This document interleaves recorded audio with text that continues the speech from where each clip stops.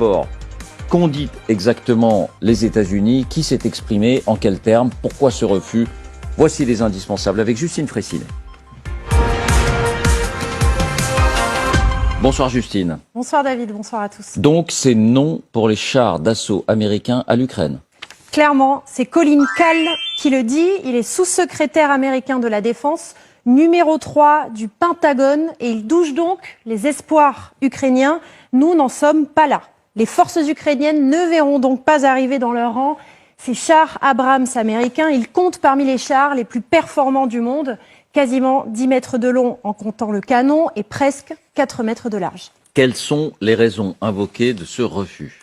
Eh bien, ce sont des raisons logistiques et pas des raisons politiques. Voilà ce que dit Colin Kahl.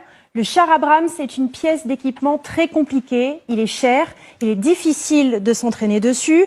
Les Ukrainiens ne pourront pas les réparer, ils ne peuvent pas l'entretenir et ils ne peuvent pas se le permettre à long terme. Donc on le comprend, problème de pièces détachées pour les chars endommagés, problème de maintenance. Colin Kahl évoque aussi la consommation d'essence. Un char Abrams, c'est très gourmand en carburant, jusqu'à 8 litres au kilomètre, c'est 100 fois plus qu'un 4x4 qui consomme peu.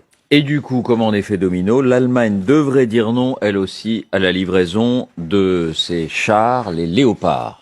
Oui, depuis quelques jours, une pression très forte s'exerçait sur l'Allemagne de la part de plusieurs pays européens qui ont ces chars dans leur arsenal, mais aussi de la part des alliés. Eh bien, ça sera non aussi. Pourquoi ? On apprend qu'Olaf Scholz s'est entretenu avec Joe Biden mardi au téléphone pour préparer la réunion de Ramstein qui démarre demain avec les ministres de la Défense des Alliés. Et plusieurs médias ont rapporté leur conversation. Scholz a rappelé que l'Allemagne ne cédera à la pression que si les États-Unis livrent des chars de combat Abrams.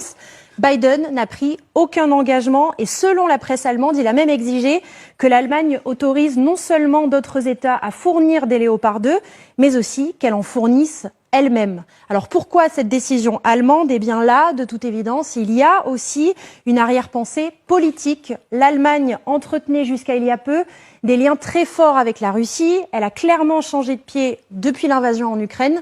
Mais jusqu'où? Eh bien, c'est toute la question qui est posée. Et ce front du refus exaspère l'Ukraine. Il n'y a pas d'autre mot. Ces dirigeants sont sortis de leur goût.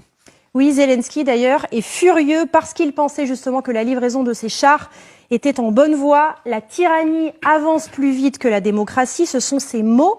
Et ce matin, il a réitéré à Davos, écoutez-le.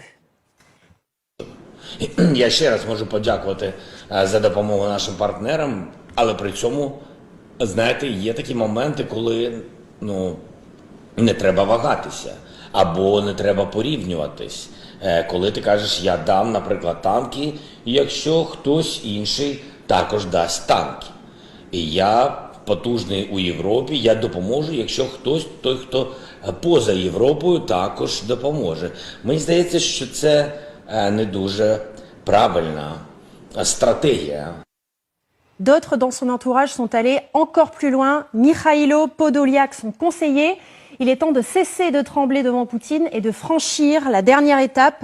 Andriy Yermak, chef de l'administration présidentielle ukrainienne, la question des chars pour Kiev doit être réglée le plus rapidement possible. D'un mot, Justine, et la France, et nous, avec nos chars Leclerc, est-ce que la décision a été rendue? Non, elle ne l'a pas donné officiellement, mais c'est vraiment mal parti. Déjà parce qu'il y a beaucoup moins de chars Leclerc déployés en Europe que de Léopard 2. 222 chars Leclerc contre plus de 2000 Léopards. Et ensuite, parce que la France ne produit plus de chars Leclerc depuis 2008. Ceux qui sont déployés doivent tenir jusqu'à 2040 et les forces françaises en ont besoin pour garder leur capacité à se défendre. Donc ce n'est vraiment pas à l'ordre du jour. Merci Justine.